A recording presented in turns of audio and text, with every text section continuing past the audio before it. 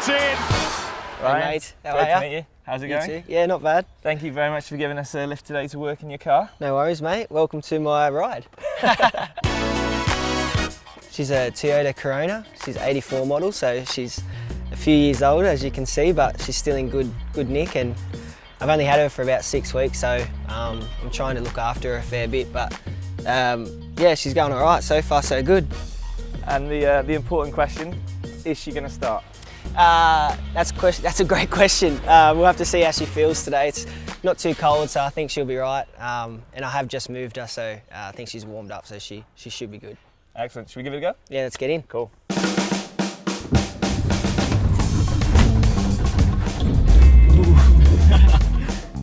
Not the most obvious footballer's car.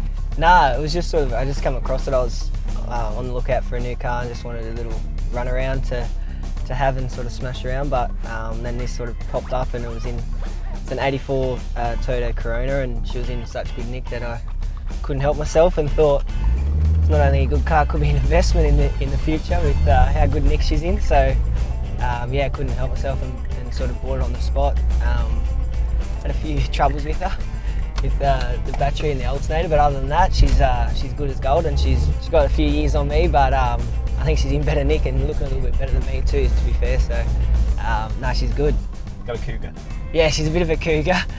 Trying to still, like I said to you before, I'm trying to think of a name for her that sort of goes with her, without being sexist or whatever, with a bit of an older generation name. Obviously she's a Sheila, because I think everyone sort of names their cars after girls, so still trying to come up with a name, but hopefully you can help me out. Yes, by the end of this journey, we'll come up with a name for Alright, I'm happy with that.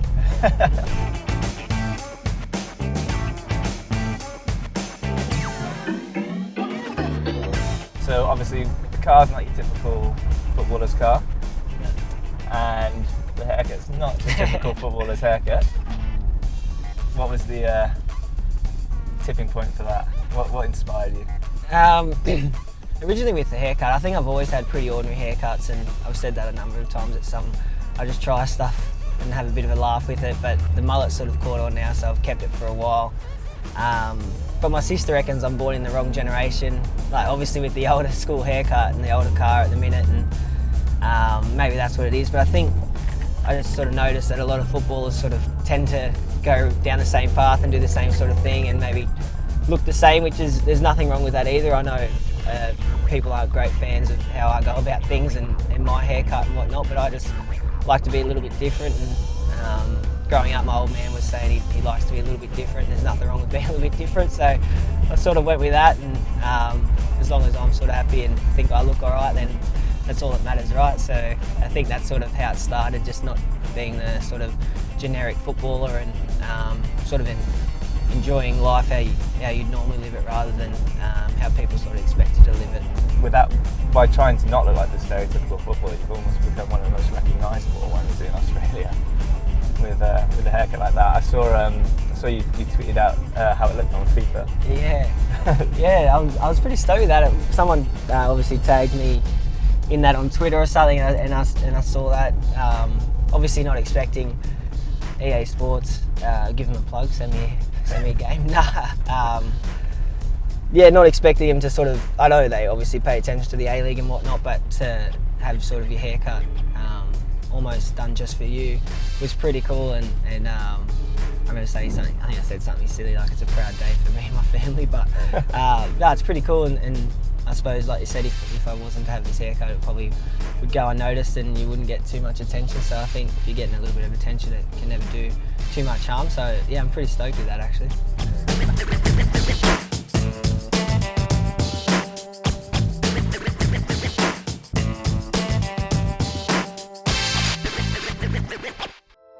Football now, and it's been revealed that Rhyan Grant came close to losing his life while surfing on Sydney's northern beaches ahead of the 2018-19 A-League. Right back, lucky to be alive, with his leg rope snapping just in Sydney time. FC right back had just been cleared to come back from an ACL injury when the incident occurred.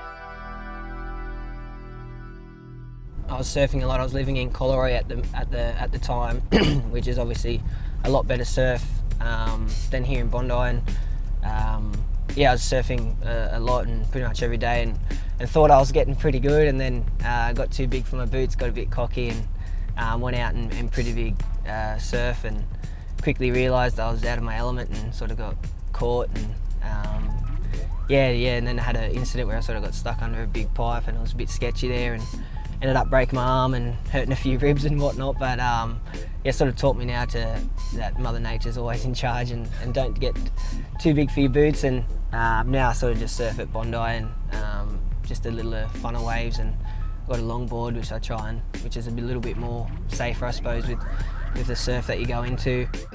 Sounds pretty cliche and a bit corny, but it definitely makes you sort of appreciate different things, like whether it's your profession. I know we're pretty lucky to play football for a living and whatnot, and obviously your family and everything, so you sort of do take that on board and think about that at different times. But it all happened straight after. Now I'm just back to carrying on a little bit and having a bit of fun. You don't take that on board too much, even though you probably should, and have things in perspective. But no, it's sort of, you do sort of think about that a little bit.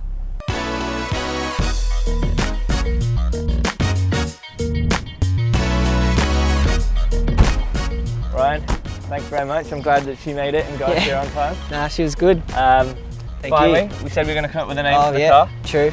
So I thought, because it's a Toyota, we could go with Tanya, but I think you got something better. Yeah, I was sort of more of a reference to Wedding Crashers with Kitty Cat. So I think I'm going to go with either Kathy or just even Kitty, because she does purr a bit too. So I think I'm going to go with Kitty. Kitty? Yeah. Done. Kitty. Go with that.